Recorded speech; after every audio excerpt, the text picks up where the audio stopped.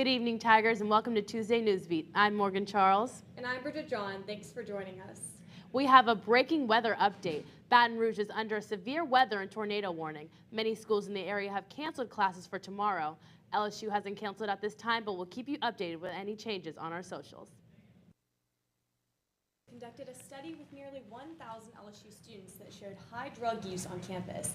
96% of them say they have never seen Narcan anywhere on campus and wish it could be easily accessible.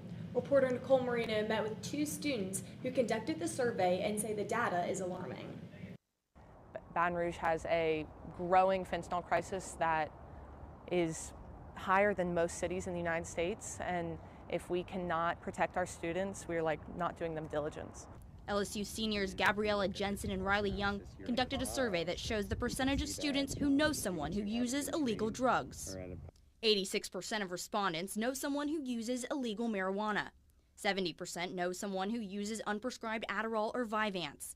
62% know someone who uses cocaine, and 45% know someone who uses Xanax. With these percentages being so high, Jensen and certified substance abuse advocate Tanja Miles says the need for Narcan availability is crucial. Every time that I've had to save someone's life when they have overdosed and administer Narcan, it's never nothing easy to watch. When you see somebody there who stopped breathing, whose body is lifeless, and you have to be quick. Narcan is available in the Student Health Center, dorms, and at the LSU Police Department. But administrators will only give it to you if someone is actively overdosing. Miles says time is of the essence when it comes to overdose. If we approach it from a perspective of just in case it happens, 1 minute, 3 minutes, can be a matter of life and death. And so to have it ready, available, is a must. Narcan is provided to LSU through funding from the Board of Regents, but Young believes there isn't enough access to students. What we're trying to do is make it so that students have access to life-saving medication anywhere on campus in any instance, and they don't have to, go through a lot of red tape to receive that care. Jensen fears students won't know what to do in the case of an emergency. One of our biggest fears of students studying in the library for an exam and having an overdose, and the nearest Narcan is in the Student Health Center, and them having to run across campus to go get that Narcan. And will they make it in time? Will another student even know where to run? That's the question. Miles' aim is to save as many lives as she can. Seeing someone experiencing, coming back to life, if you will, from a drug overdose is gut-wrenching, but it's also gratitude that they are now alive to see another day and hopefully get the help that they need from addiction. Nicole Marino, Tiger TV News. Millions of Americans deal with addiction every day. So if you or anyone you know needs help, reach out to the 24-hour hotline 988, where you can text or call specialists. Some students believe LSU's Policy 96 banning all weapons on campus, including pepper spray and other self-defense tools, is not effective for our community or the vulnerable students on campus. Jada Scott spoke to one of the students who signed the petition to raise awareness about this policy. With crime rate rising in Baton Rouge, more and more students continue walking home late from work, attending nighttime events, or just getting food. But how safe is it to walk by yourself with no protection? An LSU student discusses her frustration with Policy 96. Baton Rouge's general crime and crime on campus, I don't think that that's a very safe decision. I don't think it's responsible, considering that Baton Rouge is one of the most dangerous cities in the country, especially right now. Jordan Erber says that she believes that all students on campus should take initiative to reach out to LSU PD about this petition, especially the minorities on campus. As students continue to walk alone at night, it is encouraged to be aware of your surroundings. LSU offers an alternative tool for students, a free self-defense class partnered with the LSU PD. Instructor of the Equalizer and Women's Self-Defense class, Kim Bass, said she doesn't advise students to rely on pepper spray, but to take a self-defense class at LSU. The biggest question we get is, can I carry pepper spray or a stun gun? We teach students, because where do they keep their pepper spray? It's usually hanging on their keychain or in the bottom of their purse. So we don't want somebody to rely on that unless they're working with those items and those tools on a regular basis. So we don't want them to rely on that, because if you're in a situation, you're going to get an adrenaline dump. Your fine motor skills are the first things to go. So we talk about using personal weapons, which is our hands, our elbows, our knees, our head. You always have access to that. Instructor Kim Best showed me some easy self-defense moves in case of a serious situation. And that's all for Tiger TV. I'm Jada Scott. If you want to learn some self-defense moves from the women's and men's equalizer self-defense class, you can find their information on LSU PD website. In the next 50 years, water levels in Louisiana are expected to rise by up to 7 meters if precautions aren't taken. Tiger TV's investigation unit took a deep dive into the new grant that's hoping to slow it down. Water levels are rising, and carbon dioxide levels in the atmosphere continue to rise to the highest level in millions of years. All of these changes in water level won't just turn your backyard into a pool, but are already affecting you in the way of rising hazard insurance and property taxes, a problem that residents of Grand Isle, Louisiana know all too well. My godmother's 98 years old, and she's the oldest living woman on the island. And she has told me stories about how, you know, even the area that you pass to get to Grand Island, the Go Pass, that was all on side by side was, on either side was nothing but orange groves, which would have been solid bottoms, you know, and then now it's nothing but water. I've just about seen it all. You know, I've seen the water where we're standing be up to my waist. I've seen the taxes rise. Shelly Maples has lived on the island for 48 years, and even through countless hurricanes, she won't be sinking under the water pressure. I'm not going anywhere. This is where the new grant from the National Science Foundation comes into play, a $150 million contribution to transform Louisiana into a hub for sustainable energy. This is a historic event for the state of Louisiana, for our partners, for the university, and really for energy in our state. LSU chemical engineering professor John Flake gave a look at the changes happening in the industry to prevent CO2 emissions, highlighting a process called sequestration. Carbon emitted from production is captured and brought underground to other facilities for storage and reuse. So the easier solution, rather than to get rid of the plants you have or to change them entirely, is just to use what you had and add in that carbon capture unit that captures the CO2 and does sequestration. Future use of energy in Louisiana, or FUEL, aims to have zero carbon emissions by 2050 to keep Louisiana afloat for generations to come. Will Brockoff and Miguel Paredes-Reyes, Tiger TV News.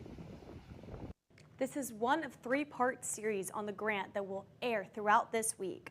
Make sure you tune in tomorrow, where we will focus on why Louisiana was chosen for this grant in the first place. When we come back, you may have seen Monday's eclipse, but did you know you can actually hear it? Find out about the technology that gives visually impaired students a chance to experience the eclipse after the break.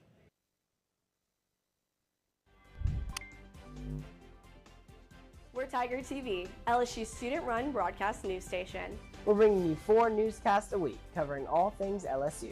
Our news team is covering all the stories you need to know from LSU's campus and the Baton Rouge community. And our sports team has you covered on the Tigers from the field to the court.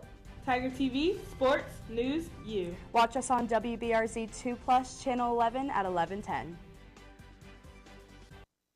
Monday was the first total solar eclipse visible from North America since 2017, and though you might not have gotten a great view, your eyes might have still been in danger if you didn't come prepared. Staring directly at the sun without protective eyewear can cause major damage to your eyes due to the UV rays that can penetrate your cornea. It's easy not to stare directly at the sun on a typical day, as the brightness of the sun is blinding, but on the rare occasion the moon is covering it, it's easy to stare. The problem lies with the fact that although the moon is partially covering the sun, the outer layers of the sun are still radiating and therefore still leaving room for damage to your eyes. The ultraviolet radiation from the sun hits that, it's like radiation damage, and it can damage the cells And you might not feel anything, you might not even know it's happened for a few days, but you might then later notice that you have a bit of a blind spot there, or you just can't see anything properly.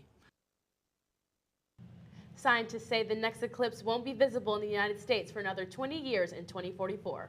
That's right, Morgan. And it was kind of a bummer for those watching the eclipse here on campus with all the cloud coverage, but it was easy to hear. Tiger TV's Aaron Rodgers went out to see the different ways that we were experiencing the eclipse.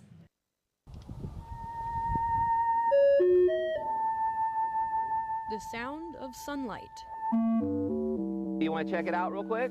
There's a light sensor in this little box making that sound. And when the moon eclipses the sun, it will change the tone.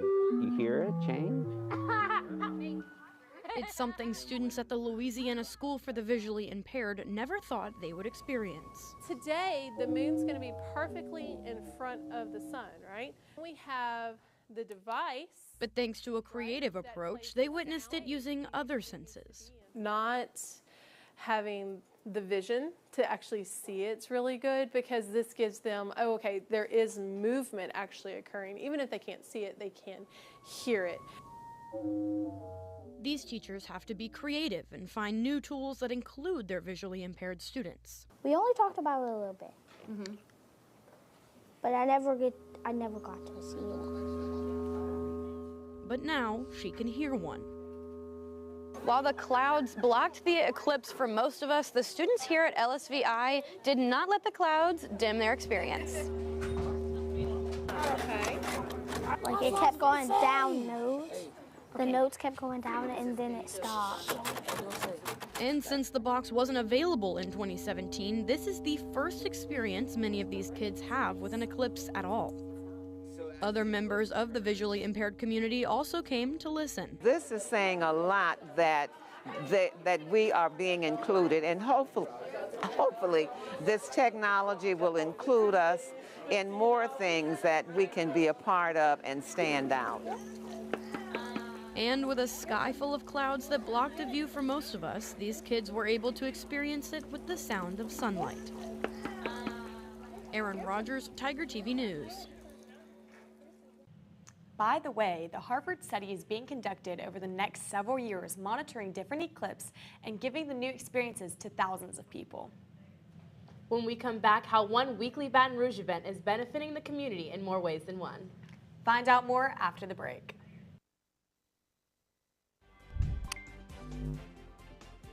We're Tiger TV, LSU's student-run broadcast news station. We're bringing you 4 newscasts a week, covering all things LSU.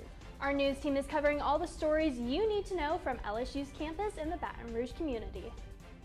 And our sports team has you covered on the Tigers from the field to the court.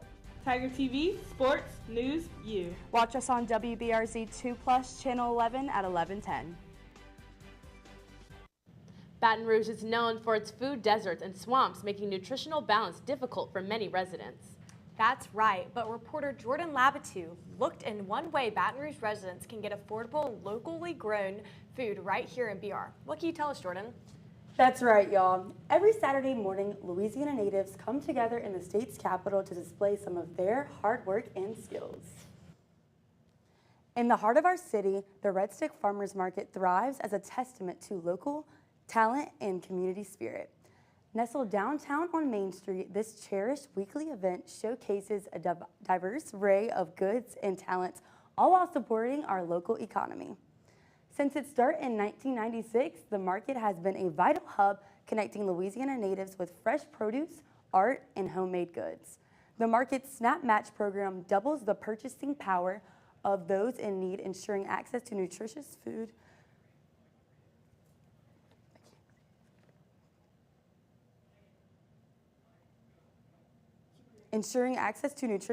while empowering our local farmers and vendors.